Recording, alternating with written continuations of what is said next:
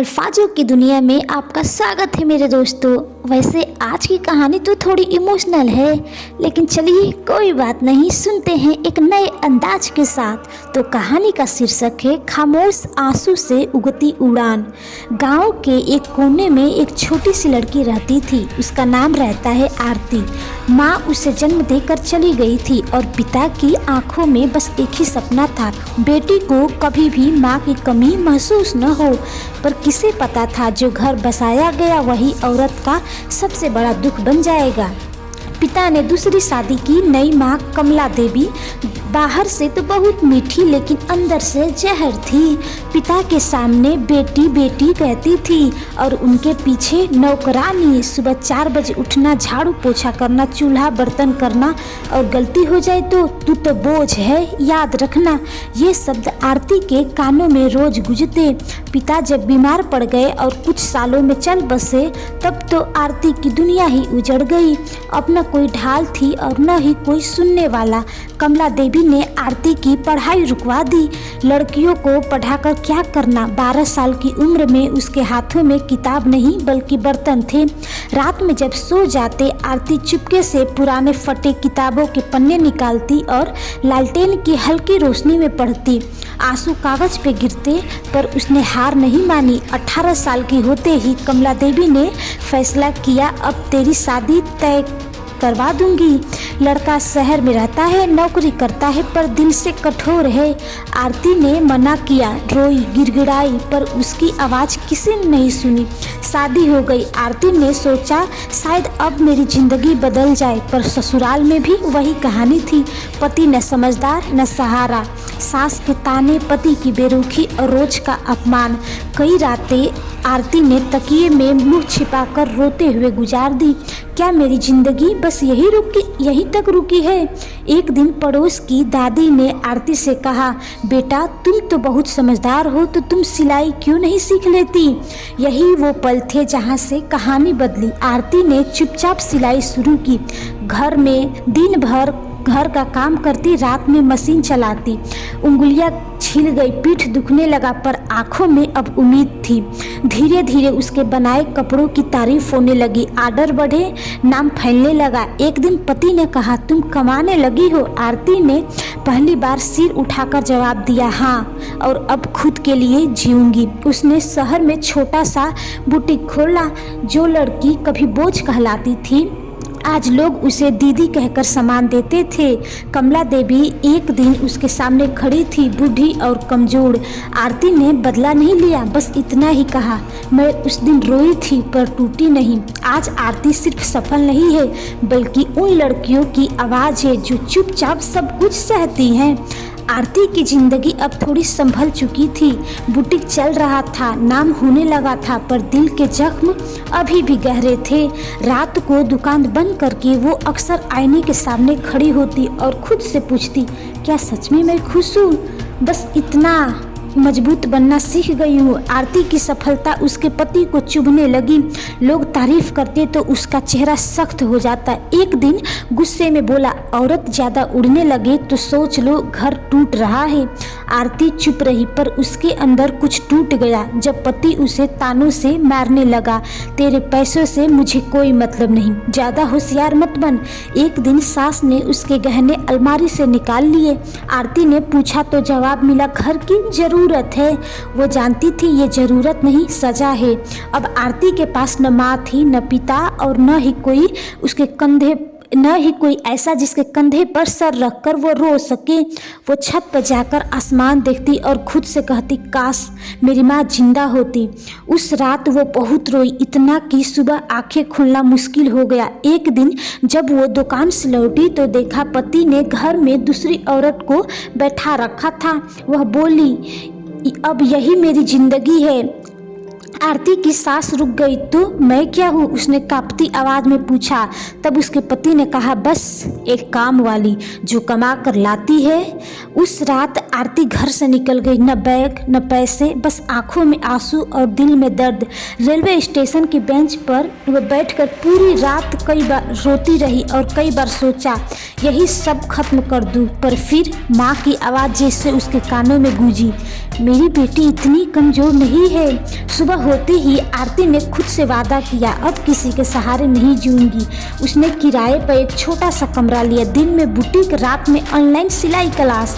धीरे धीरे उसका काम शहर से बाहर फैलने लगा। एक दिन उसी पति का फोन आया, लौट आओ, मुझसे गलती हो गई। आरती मुस्कुराई पर आंखों में आंसू थे। शांत आवाज में बोली, जिसने मुझे तब छोड़ा जब मैं सबसे कमज़ोर थी, उसके पास लौटने की अब कोई वजह नहीं है। फ़ोन काट दिया। आज आरती अपने नाम से पहचानी जाती है। उसका बुटीक कई लड़कियों को रोजगार देता है और हर लड़की से बस एक ही बात कहती है, रोना बुरा नहीं पर खुद को खो देना बुरा है। आरती की जिंदगी अब पटरी पर आ चुकी थी। नाम था, काम था, सम्मान था, पर दिल में किसी कोने में अभी भी एक खालीपन था। हर रात सोने से पहले वो आसमान की तरफ देखकर बस एक ही शब्द कहती, माँ माँ। एक दिन गांव से एक बुजुर्ग औरत बुटीक पर आई।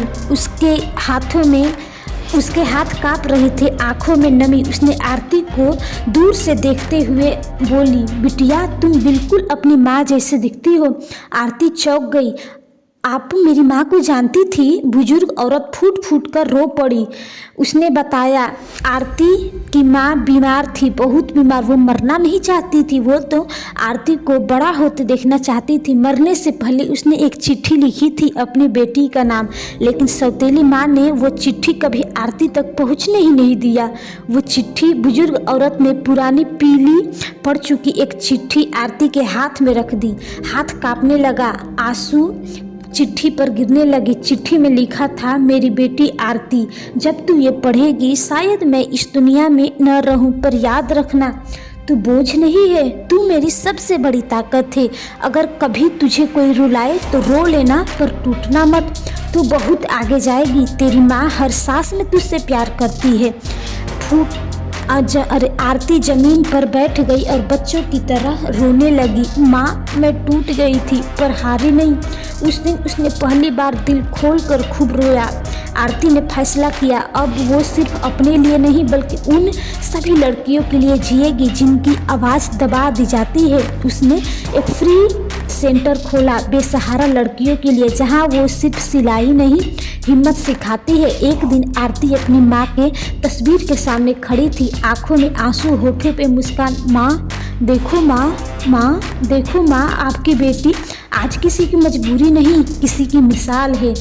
हवा जैसे हल्की सी सरसराई, मानो माँ ने सिर पर हाथ रखकर कहा हो, मेरी बेटी मुझे तुम पर गर्व है। तो दोस्तों, क्या आपको पता है इस कहानी से हमें क्या सीख मिलता है? कि हर रोती हुई लड़की कमज़ोर नहीं होती, कई बार वो भविष्य की सबसे मजबूत औरत बन जाती है। तो चलिए एक नई कहानी पर चलते हैं, जिसका शीर्षक है, जिसे किस्मत ने तोड़ा उसने किस्मत ही बदल दी। गांव के स्कूल की आखिरी बेंच पर एक लड़की चुपचाप बैठा करती थी। नाम था काव्या। आंखें बोलती थी पर होठ हमेशा खामोश रहते, क्योंकि बोलने की उसे इजाज़त नहीं थी। काव्या की माँ उसे बचपन में ही छोड़कर चली गई थी। पिता ने दूसरी शादी की जिसका नाम था शारदा देवी। पहले दिन से ही उस औरत ने काव्या को याद दिला दी कि तू इस घर की नहीं है। पिता खेतों में काम करते और पीछे से काव्या पर हर जुल्म टूटता। तेरी वजह से मेरा घर खराब हुआ मनहूस। गलती बस इतनी थी कि काव्या जिंदा थी। सबसे ज़्यादा दर्द मार से नहीं, पिता की चुप्पी से होता है। काव्या रोती पर पिता सिर झुकाकर बस इतना ही कहते, बेटी सह लो। और काव्या हर दिन खुद को थोड़ा थोड़ा खो देती। काव्या पढ़ना चाहती थी, किताबों से प्यार था उसे, पर एक दिन शारदा देवी ने किताबें फाड़ दी। लड़कियों की पढ़ाई से पेट नहीं भरता। उस दिन काव्या देर तक फटे पन्नों को सीने से लगाई रोती रही। 17 साल की उम्र में उसकी शादी कर दी गई। लड़का शहर का था और नशे का आदी था। काव्या ने पहली बार जोर से कहा, मैं शादी करना नहीं चाहती, पर जवाब मिला थप्पड़ और उसकी शादी हो गई। शादी के बाद ससुराल में काव्या को इंसान नहीं नौकरानी समझा गया। पति शराब पीकर आता और हर बात पर चिल्लाता, दहेज कम लाई है, तेरी क्या औकात है। कई रातें काव्या ने रोते रोते ही काट ली। एक दिन वो अस्पताल पहुंची, घरेलू काम से घायल हाथ के कारण। वहाँ एक नर्स ने उससे कहा, तुम पढ़ी लिखी लगती हो, कुछ सीखो। ये शब्द काव्या के दिल में उम्मीद बनकर उतर गए। काव्या ने मोबाइल पर फ्री कोर्स देखते हुए शुरू किया। रात को सब सो जाते तब वो सीखती, टाइपिंग, डाटा एंट्री, ऑनलाइन काम। उंगलियां कांपती, आंखें जलती, पर वो रुकी नहीं। पहली बार जब उसका अकाउंट में पैसे आए, काव्या रो पड़े, ये मेरे हैं, किसी के एहसान के नहीं। पति को जब पता चला तो वो गुस्सा से फूट पड़ा, काम नहीं करेगी तू। पर इस बार काव्या नहीं डरी, उसने घर छोड़ दिया। किराए का कमरा, एक पुराना मोबाइल और ढेर सारे सपने। दिन में काम, रात में पढ़ाई। धीरे धीरे काम बढ़ा, आत्मविश्वास बढ़ा।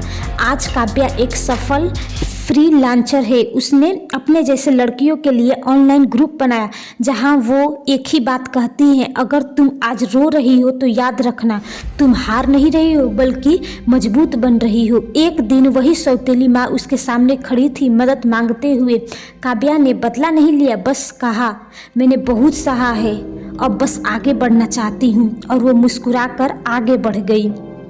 मेरे दोस्तों, तो इस कहानी से आपको क्या सीख मिलती है? हर लड़की जो चुप है कमज़ोर नहीं होती, कई बार उसकी चुप्पी तूफान बनने वाली होती है। तो चलिए इसका नेक्स्ट पार्ट भी देखते हैं। काव्या ने जब ससुराल छोड़ा तब उसके पास सिर्फ एक पुराना फ़ोन और टूटा हुआ भरोसा था। रेलवे स्टेशन के बाहर वो देर तक बैठी रही। लोग आते जाते रहे पर किसी ने कुछ नहीं पूछा क्या हुआ, क्योंकि रोती हुई औरत किसी को नहीं दिखती। किराए एक छोटे से कमरे में काव्या ने शरण ली। छत से पानी टपकता, फर्श ठंडा और दिल उससे भी ज़्यादा ठंडा। रात को नींद नहीं आती, पति की आवाज़ कानों में गूंजती, तू कुछ नहीं कर सकती। काव्या तकिए से मुंह दबाकर खामोशी से रोती। कई दिन एक वक्त का खाना, कभी चाय तो कभी सूखी रोटी। एक दिन मकान मालकिन बोली, किराया टाइम से देना वरना कमरा खाली करना पड़ेगा। काव्या की आंखें भर गई पर उसने सिर झुका लिया। ऑनलाइन काम में एक आदमी ने काम करवाया और पैसे नहीं दिया। काव्या देर रात तक मोबाइल देखती रही, शायद पैसे आ जाए, पर कुछ नहीं आया। उस रात वो फूट फूट कर रोई, भगवान क्या सच में मैं इतनी कमज़ोर हूँ। सुबह सूरज निकला और काव्या ने आईने में खुद को देखा। सूजी आंखें, बिखरे बाल। उसने खुद से कहा, अगर मैं आज टूट गई तो हमेशा टूट जाएंगी। उस दिन उसने दो काम किया, पहला रोना बंद किया, दूसरा मेहनत करना शुरू किया। लगातार संघर्ष, दिन में 8 से 10 घंटे तक काम, रात को सीखना, टाइपिंग, एक्सेल, ऑनलाइन फॉर्म्स। उंगलियों में दर्द, आंखों में जलन, पर हर रात यही सोचती रही, एक दिन यही मेरी दर्द मेरी ताकत बनेगी। और वो दिन दूर नहीं जब काव्या सफलता हासिल कर ली। और आज जो लोग उसे मनहूस कह रहे थे, आज वही लोग कह रहे हैं कि ये काव्या मेरी बेटी है। तो मेरे दोस्तों बताइए आपको ये कहानी कैसी लगी।